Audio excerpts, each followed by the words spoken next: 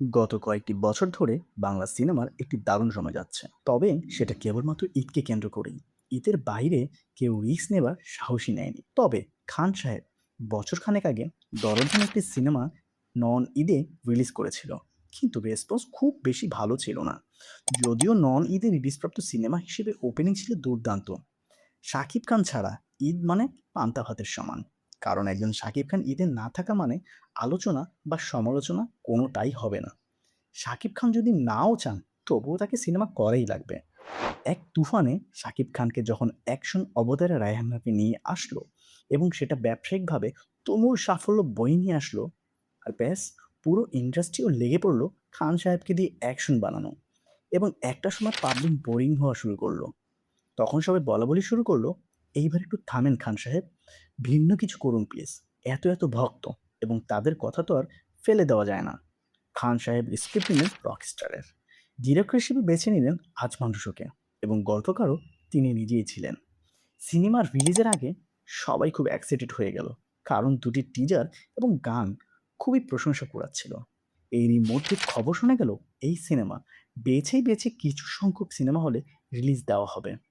সকল সিঙ্গেল স্ক্রিনে এই সিনেমা তারা দিবে না, কিন্তু প্রদর্শক সমিতির সদস্যদের চাপাচাপিতে মোটামুটি 103টি হলে রিলিজ দিতে বাধ্য হলেন তারা। তারপরেই খেলা শুরু। সিঙ্গেল স্ক্রিনের সাকিবিয়ান ছাড়া কারো কাছে এই সিনেমাটি ভালো লাগলো না। শুরু হলো নেগেটিভ রিভিউ।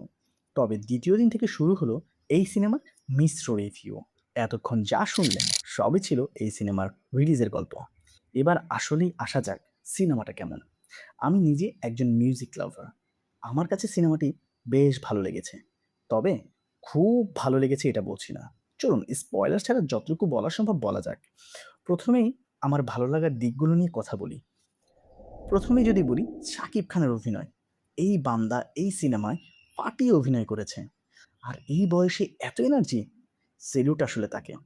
তাই নাম্বার 1 কে নাম্বার 1 এই রাখবো। গান। এই সিনেমার গানের প্লেসমেন্ট এবং এই সিনেমার গানগুলো এতটাই শ্রুতিমধুর এবং হুট করেই জুড়ে দেওয়া হয়নি কোনো গান। তবে এই গানগুলো ভাইরাল সং নয়। প্লেলিস্টে যখনই আসবে বারবার শুনতে ইচ্ছে হবে, কারণ গানের লেখাগুলো ছিল দারুণ। বিজিএম এর কাজও ছিল টপ নচ লেভেলের। শুনতে বেশ ভালোই লাগছিল। এরপরে সাবিলা নূর।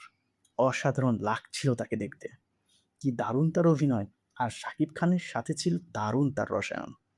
স্পেশালি যখন সে ইংলিশে ডায়ালগ ডেলিভারি করছিল, তখন মনে হচ্ছিল আমাদের বাংলা সিনেমায় এইরকম শিক্ষিত মেয়ে কখনোই ছিল না, যে কিনা দারুণভাবে ইংলিশও বলতে পারে। এছাড়া এই সিনেমার ডায়লগ যিনি লিখেছেন তাকেও একটা সেলুট দিতে হবে, এত সুন্দর সুন্দর ডায়লগগুলো লেখার জন্য। শেষের দিকে একটা সিন ছিল শাকিব খান এবং তার মায়ের একটি কনভারসেশনের, যেখানে তার মা কান্না করে কিছু কথা সাকিব খানকে বলছিলেন, যেটা আসলেই খুবই দুর্দান্ত ছিল। এছাড়া কস্টিউম ডিজাইনের প্রতিটা কাস্টকে এত চমৎকার করে সাজানো হয়েছে কস্টিউম দিয়ে, যেটা আসলেই দেখার মতো ছিল। আর এই সিনেমার সিনেমাটোগ্রাফি নিয়ে কি বলবো ভাই, এত চমৎকার!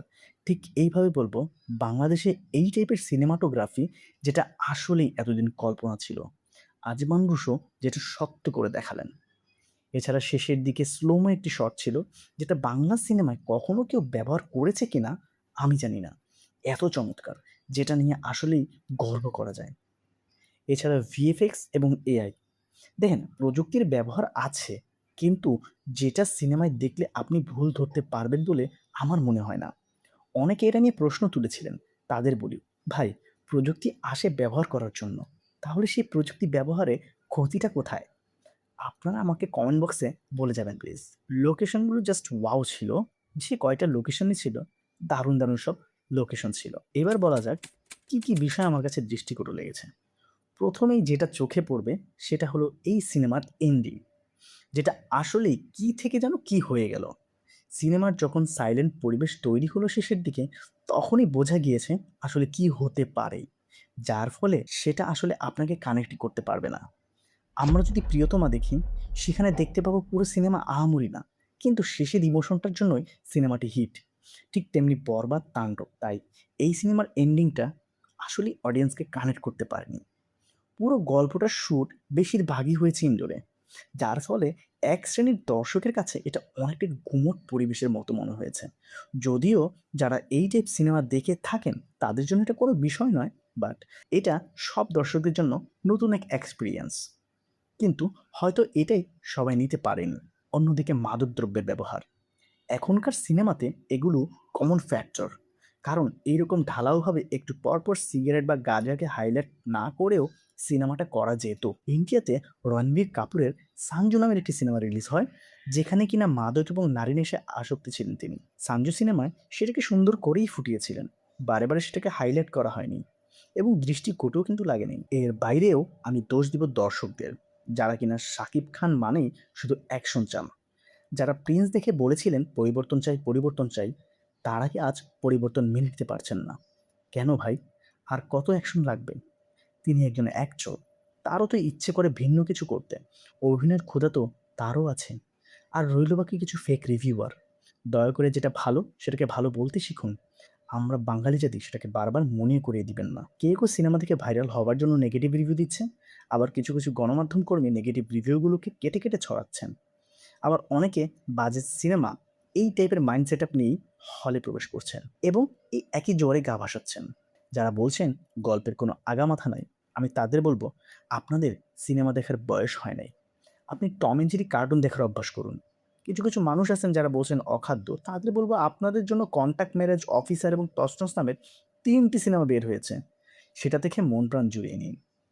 আমাদের মনে রাখা উচিত, যে কোনো কাজই ১০০ ভাগ সফল হয় না, সেখানে সামান্য ভুল থাকাটা স্বাভাবিক ব্যাপার।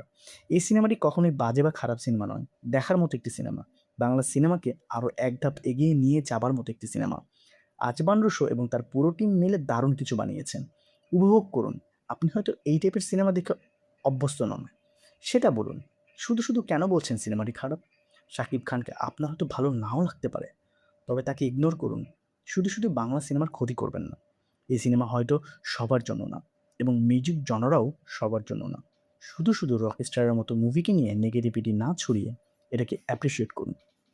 তাহলে আজকের মতো আমি বিদায় নিচ্ছি। তবে খুব শীঘ্রই আসবে নতুন ভিডিও নিয়ে। কমেন্ট বক্স খোলা রইল আপনাদের জন্য।